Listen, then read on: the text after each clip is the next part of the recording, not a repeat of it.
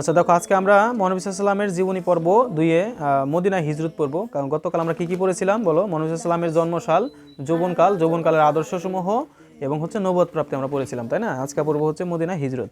মহানবী সাল্লাম মহান আল্লাহর নির্দেশে প্রকাশ্যে ইসলাম যখন শুরু করে, তখন মক্কার প্রভাবশালী ব্যক্তিরা তার বিরোধিতা করে থাকে। তারা তার অনুসারীদের উপর নিপীড়ন শুরু করে 619 খ্রিস্টাব্দে। কত খ্রিস্টাব্দে? 619 খ্রিস্টাব্দে তার স্ত্রী খাদিজা রাদিয়াল্লাহু আনহা চাচা আবু তালিব ইন্তিকাল করেন। কত খ্রিস্টাব্দে? প্রশ্ন যদি আসে যে কখন তার মহানবী সাল্লামের কি স্ত্রী এবং হচ্ছে চাচা ইন্তিকাল করেন, তাহলে 629 খ্রিস্টাব্দে, 619 খ্রিস্টাব্দে। প্রিয়জনের বিয়োগ, শোক ও কাফিরদের অত্যাচার সত্ত্বেও তিনি মক্কাবাসীদের ইসলামের পথে আহ্বান করতে থাকেন। এরপর ইসলাম প্রচার করতে কোথায় যান? তায়েফে। তায়েফবাসী তার পবিত্র শরীর ক্ষতবিক্ষত রক্তাক্ত করে তিনি তাদের অভিশাপ না দিয়ে ক্ষমা করে দেন। মক্কা ও তায়েফবাসীর দুর্ব্যবহারে মহানবী সাল্লাল্লাহু অত্যন্ত কি হন? মর্মাহত হন। তারপর তিনি কি করেন? 621 খ্রিস্টাব্দে মহান আল্লাহর সান্নিধ্য লাভের উদ্দেশ্যে মহানবী সাল্লাল্লাহু মিরাজ বা উর্দু গমন করেন। মিরাজ কোথায়? মিরাজ, মহানবী সাল্লাল্লাহু মিরাজে কেমন করে গেছেন? বুরাকে চড়ে। কিসে করে? বুরাকে চড়ে। বর্তমান যে ফিলিস্তিন, এই ফিলিস্তিন থেকে তিনি কোথায় যান? মিরাজ বা উর্দু গমনে যান। আর সেখান থেকে এই যে 5 ওয়াক্ত নামাজ আল্লাহ তাআলা মহানবী সাল্লাল্লাহু মাধ্যমে আমাদের জন্য দেন। রজব মাসের 26 তারিখ দিবাগত রাত্রে তিনি মসজিদুল হারাম মানে কাবা শরীফ থেকে বাইতুল মুকাদ্দাসে যান। তাই এই সফরকে বলা হয় ইসরা বা রাত্রিকালীন ভ্রমণ। আসতে পারো সবাই। অতঃপর সেখান থেকে তিনি মিরাজে যান। তিনি 7 আসমান অতিক্রম করে মহান আল্লাহর সান্নিধ্য লাভ করেন। এ সময় তিনি আল্লাহর নিকট থেকে 5 ওয়াক্ত সালাতের নির্দেশনা পান। এই যে একটু আগে যেটা বললাম, ঠিক আছে? গুরুত্বপূর্ণ তথ্য এখানে দেখো, তিনি কিভাবে তোমার হচ্ছে মিরাজে যান। যদি তোমার প্রশ্ন আসে তাহলে তুমি কিভাবে দিবা যে 26 তারিখে দিবাগত রাত্রে মসজিদুল হারাম কাবা থেকে বাইতুল মুকাদ্দাসে যান। তার এই সফরকে বলা হয় ইসরা বা রাত্রিকালীন ভ্রমণ। ইসরা বা রাত্রিকালীন ভ্রমণ কোনটা বলো দেখি? মিরাজে বা উর্দু গমনে। ওকে। এরপর যখন মক্কাবাসীদের বিরোধিতা নির্যাতনের মাত্রা বেড়ে যায়, তখন মহানবী সাল্লাল্লাহু আলাইহি ওয়াসাল্লাম আল্লাহর ইশারায় মক্কা থেকে হিজরতের সিদ্ধান্ত নেন। প্রথমে তিনি মুসলমানদেরকে আত্মরক্ষার্থে আবিসিনিয়ায় হিজরত করতে নির্দেশ দেন। সেখানে আবিসিনিয়ার সম্রাট নাজ্জাশী। আচ্ছা, আবিসিনিয়ার সম্রাটের নাম কি ছিল তখন যখন তোমার হচ্ছে মুসলমানরা হিজরত করে? নাজ্জাশী। মনোযোগ নাই কেন পড়াশোনায়? নাজ্জাশী। এটি ছিল মুসলমানদের প্রথম হিজরত। আচ্ছা, মুসলমানদের প্রথম হিজরত কোথায় ছিল? আবিসিনিয়ার। ঠিক আছে। দিন দিন মুসলমানদের সংখ্যা বাড়তে থাকে। তাই মক্কার কুরাইশরা হযরত মুহাম্মদ সাল্লাল্লাহু আলাইহি ওয়াসাল্লামকে হত্যা করার সিদ্ধান্ত গ্রহণ করে। কেন? কারণ হচ্ছে ওই যে ইসলাম প্রচার করে থাকে, কাফেররা তো তাদের পূজা করতে পারবে না, যার কারণে মুসলমানরা বাড়তে থাকে আস্তে আস্তে। তোমরা একটা সময় কি হয়, তোমার মহানবী সাল্লাল্লাহু আলাইহি ওয়াসাল্লাম আল্লাহর হুকুমে মক্কা থেকে মদিনায় হিজরতের সিদ্ধান্ত নেন। কত সালে? 622 খ্রিস্টাব্দে তিনি মদিনায় হিজরত করেন। যারা মহানবী সাল্লাল্লাহু আলাইহি ওয়াসাল্লামের নির্দেশে মক্কা থেকে মদিনায় হিজরত করেছিলেন তাদেরকে মুহাজির মানে অভিবাসী বলা হয়। আচ্ছা, এখান থেকে তোমাদের প্রশ্ন আসে যে মুহাজির কাদেরকে বলা হয়? মুহাজির বলা হয় যারা মহানবী সাল্লাল্লাহু আলাইহি ওয়াসাল্লামের নির্দেশে কি করেছিলেন? হিজরত করেছিলেন। কোথা থেকে কোথায়? মক্কা থেকে মদিনায়। কি ঘুম ধরছে? মক্কা থেকে মদিনায়। ওকে। এবার আসো, হিজরতের পর মহানবী কি মদিনাবাসীরা মহানবী সাল্লাল্লাহু ও তার সাহাবীদের আশ্রয় দেন। কারা? মদিনাবাসীরা। আচ্ছা, মদিনা ছিল মক্কা থেকে 250 মাইল পশ্চিমে হচ্ছে এই মদিনা শহর। যারা আশ্রয় প্রদান করেছিলেন তাদেরকে বলা হয় আনসার। এই যে আনসার বা সাহায্যকারী। তোমরা কি একটা তথ্য জানো? এই যে আমরা কই আনসার বাহিনী চিনো? এই যে দৌলতপুরা বা আশেপাশে যে আনসার বাহিনী, এই আনসার কিন্তু এদের থেকে নামকরণ নেওয়া হয়েছে। আনসার, এই যে আমরা যে আনসারের ডিউটিতে যাই এগুলো, ঠিক আছে? মদিনায় হিজরত ইসলামের ইতিহাসে একটি যুগান্তকারী ঘটনা। পরবর্তী সময় হিজরতের বছরকে ভিত্তি করে হিজরি সাল গণনা শুরু হয়। এই যে আমরা আরবি মাস গুনি, ধরো রজব, শাওয়াল, শাবান, রমজান, ঠিক আছে, এই মাসগুলো তখন থেকে শুরু হয়। কত সালে? 622 থেকে 622 যখন মহানবী সাল্লাল্লাহু আলাইহি ওয়াসাল্লাম হিজরত করেন। তোমাদের কি পড়া হয়েছে? পারবা এখন? ধরলে বই রয়েছে কেন? ধরবো কিন্তু এখন।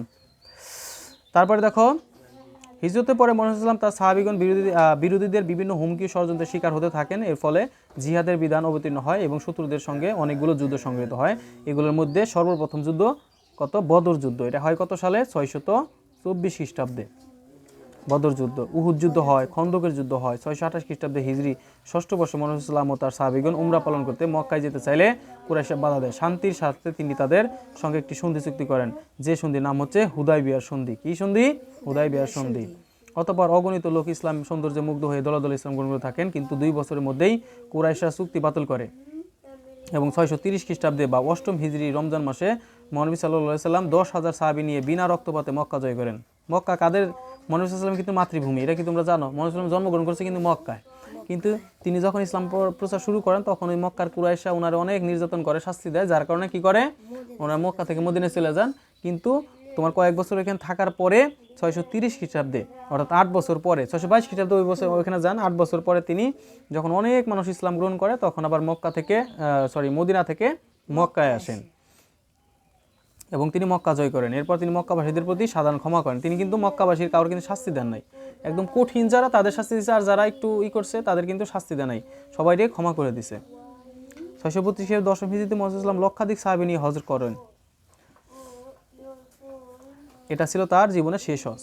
আচ্ছা, যদি তোমাদের পরীক্ষা প্রশ্ন আসে যে মুহাম্মদ সাল্লামের জীবনের শেষ হজ কোনটি বা কত তারিখে, তাহলে হবে 632 খ্রিস্টাব্দের দশম হিজরিতে। তাই একে বিদায় হজ বলে। কি বলে? বিদায় হজ বলে। এ সময় আরাফা ময়দানে জাবালে রহমতে দাঁড়িয়ে ঐতিহাসিক ভাষণ দেন, একে বিদায় হজের ভাষণ বলে।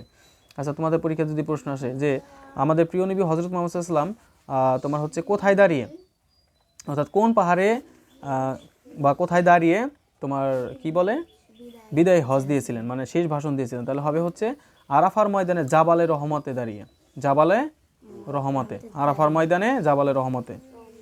ঠিক আছে, এই ভাষণে তিনি ন্যায় বিচার, সুদ প্রথার বিলোপ, সাম্য, মুসলমানদের ঐক্য, কুরআন সুন্নাহর অনুসরণ ইত্যাদির উপর গুরুত্ব প্রদান করেন। বিদায় হজের কিছুদিন পর তিনি অসুস্থ হয়ে পড়েন এবং 632 খ্রিস্টাব্দের 11 হিজরি 12 রবিউল আউয়াল ইন্তিকাল করেন আমাদের প্রিয় নবী। তাহলে আমরা একটা জিনিস জানি, মহানবী সাল্লাল্লাহু আলাইহি ওয়াসাল্লামের জন্ম কত সালে ছিল? 570 খ্রিস্টাব্দের 12 রবিউল আউয়াল, আর তিনি মৃত্যুবরণ করেন 632 খ্রিস্টাব্দের 12 রবিউল আউয়াল, সেম তারিখ। ঠিক আছে। আচ্ছা, তাহলে আমরা কি জানলাম? মহানবী সাল্লাল্লাহু আলাইহি ওয়াসাল্লামের পুরা জীবনী জানলাম, অর্থাৎ জন্মসাল, যৌবনকাল, যৌবনকালের আদর্শসমূহ এবং হচ্ছে নবুয়ত প্রাপ্তি, মদিনায় হিজরত। পারবা তোমরা? সবাই কি তৈরি করবা এখান থেকে? সুন্দর করে প্রশ্ন তৈরি করবা, ঠিক আছে? আজকে আমরা পড়ব হচ্ছে 4th শ্রেণীর ইংলিশ বইয়ের কত পৃষ্ঠা এটা বলো দেখি? 29, মানে কত? 29 পৃষ্ঠার আমরা একটি গল্প পড়ব, অর্থাৎ হচ্ছে এই গল্পটা কার? মাই ফ্যামিলি, মানে পরিবার নিয়ে। মাই ফ্যামিলি অর্থ কি? আমার পরিবার, তাই না? মাই ফ্যামিলি অর্থ আমার পরিবার। এখন দেখো এইটা যদি আমরা ভালো করে পড়ি তাহলে তুমি মাই ফ্যামিলি যে প্যারাগ্রাফ, এটা তোমরা খুব দ্রুত পারবা, হ্যাঁ, ভালো করে পারবা। দেখো আমি একটু পড়ে দিচ্ছি, তোমরা মনোযোগ সহকারে দেখো। Rahat and his family live in a small village in Rangpur. মানে রাহাতের ফ্যামিলি কোথায় বাস করে বলো দেখি? রংপুরের একটি ছোট গ্রামে বাস করে। Rahat is 9 years old। রাহাতের বয়স হচ্ছে কত বছর? রাহাতের বয়স কত বছর বলো? Rahat is 9 years old। রাহাতের বয়স 9 বছর। He is in class 4। সে কোন শ্রেণীতে পড়ে বলো? কথা বলো। 4th শ্রেণীতে পড়ে। কথা বলো না কেন? সবাই বলতে হবে। He is in class 4। এই বাংলা কি? সে 4th শ্রেণীতে পড়ে। কার কথা বলছে? রাহাত। রাহাত। তারপরে আসো, his younger sister is Rita. তার ছোট বোনের নাম কি? রিতা। ইয়াঙ্গার সিস্টার, তার ছোট বোনের নাম কি? Rita. She is 7 years old। তার বয়স কয় বছর? 7 বছর। তার বয়স কয় বছর? 7 বছর। She is in class 2। সে 2য় শ্রেণীতে পড়ে। কোন শ্রেণীতে পড়ে? 2য় শ্রেণীতে পড়ে। They go to Kazipara government primary school. তারা কোথায় যায়? কাজীপাড়া সরকারি প্রাথমিক বিদ্যালয়ে যায় অথবা পড়ে সেখানে। ঠিক আছে, বুঝছো? এখন আসো, মিস্টার রাকিব আহমেদ ইজ রাহাতস কি? Mister Rakib Ahmed is Rahat's father. তার মানে রাকিব আহমেদ হচ্ছে কার বাবা? রাহাতের বাবা, তাই না? রাহাত এবং হচ্ছে কার বাবা? রিতার বাবা। He is 39 years old। তার বয়স কত বছর? 39 বছর। কথা বলো না কেন? এই কি রে, কথা বলো। 39 বছর। He has a grocery shop in the village market. তোমার হচ্ছে গ্রামের বাজারে তার একটি কি রয়েছে? মুদি দোকান। তাহলে গ্রোসারি শপ মানে কি? মুদি দোকান। গ্রোসারি শপ মানে মুদি দোকান। আচ্ছা, আমরা এখন দেখাবো সব ওয়ার্ড মিনিং।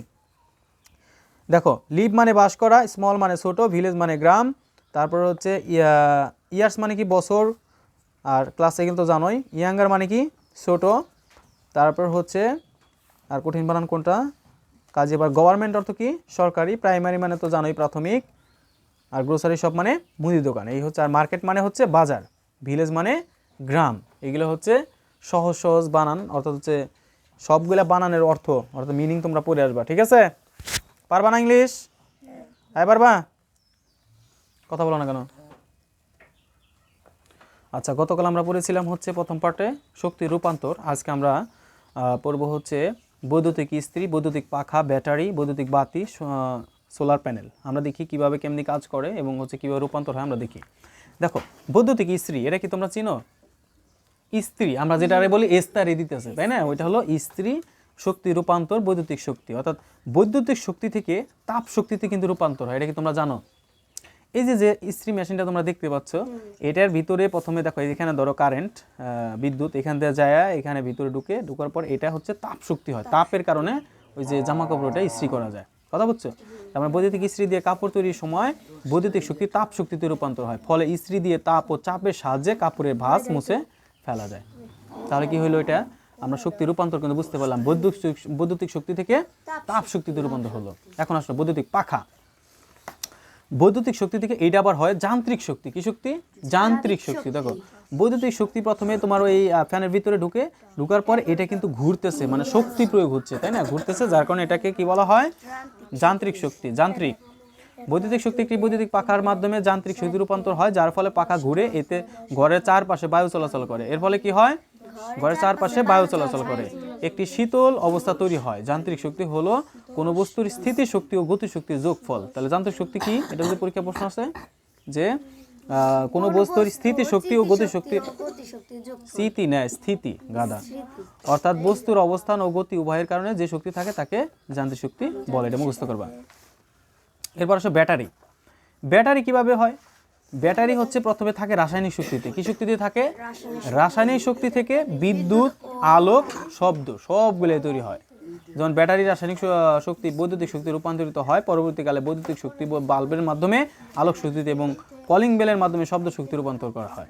দেখছো, কলিং বেল বাজানো যায়, লাইট চালানো যায়। এখন আসলে বৈদ্যুতিক বাতি শক্তি রূপান্তর, বৈদ্যুতিক শক্তি থেকে আলোক শক্তি ও তাপ শক্তিতে রূপান্তর হয়।